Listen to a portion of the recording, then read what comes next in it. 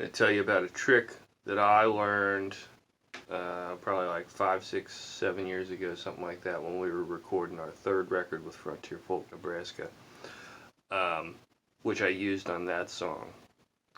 Hope this comes through clear enough that you can hear the difference here, but this is what my guitar sounds like. But the record, when you're making a record, sometimes you have to beef things up so that they pop into the picture better.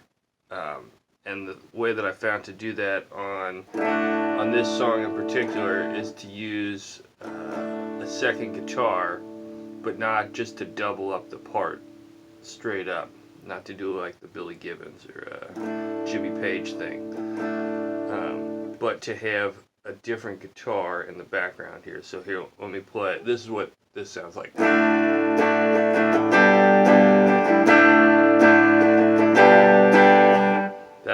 That's what this sounds like. But if we add in this other guitar here,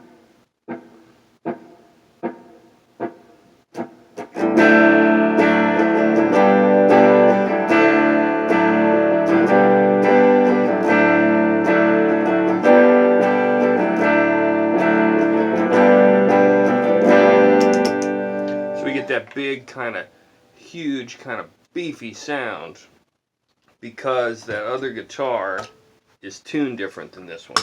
It's in open D. So that song, the main part of the tune is there's chords D to G. And so open D, I like that one for especially for recording, because then you get these lower strings that kind of, you get this chord that just wouldn't happen any other way on the guitar. You know, any other voicing, you're not going to get this low D unless you tune down to it. And then having this one here, this also can kind of teach you something about an open tuning can teach you something about music theory that's easier to see on a guitar than it is when it's tuned standard. Because here, let's go over this. So you tune your E down to a low D. Basically, you're going to have an E major chord, like this E major chord, but down a whole step. So you tune E down to D, then A and D stay the same. So you got D, A, D, then the G goes down a half step to F sharp. So, you know, picture it back there. Then the B string goes down a whole step to A, and then the E string here goes down to D, so the same as this E. So now you've got D, A, D, F sharp, A, D, which are the three notes of a D major triad. You have D, F sharp, A, right? So the 1, 3, and 5. So D is the 1, F sharp is the 3, A is the 5. So what's cool about an open tuning like this is that if you look at the, you know, look at the strings as intervals of the chord, you have 1, 5, 1, 3, 5, 1. Okay? So if that's your root chord, your 1 chord, to make that into your 4 chord, which in the key of D will be the G, because you have D, E, F sharp, G. Those are the first 4 notes of the scale. So the G chord, if you build a chord off of the 4th one, that's your 4 chord. And then A would be your next one. That's your 5 chord. That's where 1, 4, 5 comes from. To make the first chord into the 4 chord, you raise your 3rd, which is your F sharp. You only have 1 of them here. You raise that a half step. So we would push that one up. Now that's a G. Well, I'm not going to say the notes yet, but so we've got that one raised a half step. Then we take our 5ths, our 5th, and we raise it a whole step. So we've got 2 5ths. They're on the second string and the 5th string. So what used to be the B and what is still the A, they're both A's. So we raise those a whole step, and then our 1 just stays the same. It actually becomes the 5th of the other chord that you're moving to. So now you've got this G major chord. It's a little out of tune, but what you've got there is a G major chord. After you had D, and then now you have G. And you've still, what I like about this, especially for recording purposes, is you still have this D just droning through the bottom there, which is the, the song's in D.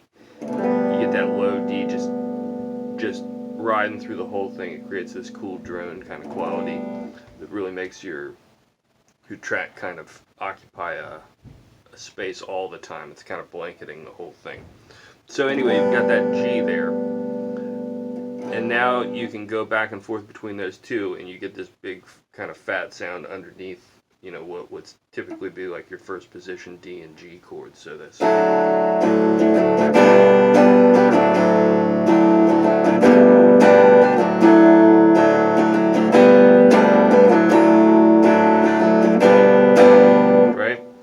So the only other chord in the song is A.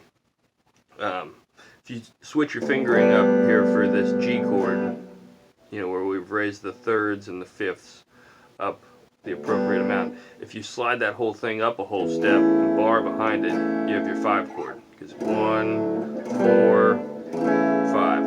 And you have to kind of think of that the same way that you would think of like your E shape and then your D, your E, A, B kind of thing here.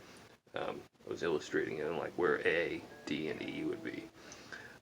Now your E shape is this, then your D shape underneath it is this. But I like that because you can see really straight across like what you're raising to make it to the next chord. And then by the same token, you can see that to just raise the fifths a whole step, you create your 6th chord, which in the key of D would be B minor. I love how that sounds, that voicing. And I like what this G major is. I like that because it only has, so what we have, if we do that, we've got D, B, D, G, B, D. The G, B, and D are a G major chord, but you only have one G in this voicing, which is very unusual for guitar. Normally the root happens a lot more across the strings. But this, especially if you're doing it for another rhythm track in your recording, it really kind of finds a different space than your other tracks are going to get, because it only has that one root in it. So now you've got 5, 3, 5, 1, 3, 5. I used this on another song on that record called Coward and Skin, where I think I played the whole rhythm track. I didn't double it, but I used this tuning mostly because that minor chord shape in that song, it's a C minor that I needed. That I didn't like it how it sat in the mix until I found this one, and I would do this on that. So the verse would go.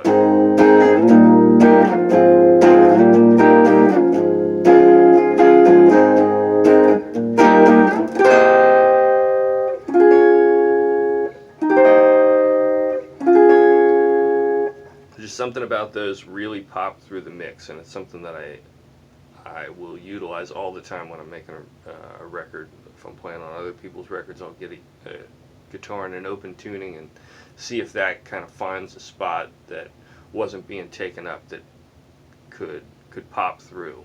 I think it also allows you to get more kind of like organy kind of things, because you can kind of drone on stuff because you have so many new kind of fingerings that you can lay on one note longer without moving your hand, and still get to your main chords without as much work. So definitely check out some open tunings. D or E, like where you're tuning to this shape, I think are super useful. And then you got to learn a little bit of theory for to really understand what you're doing. But it's great to just be able to see your intervals straight across, ones, threes, and fives. Yeah. It'll make you pop out of the mix.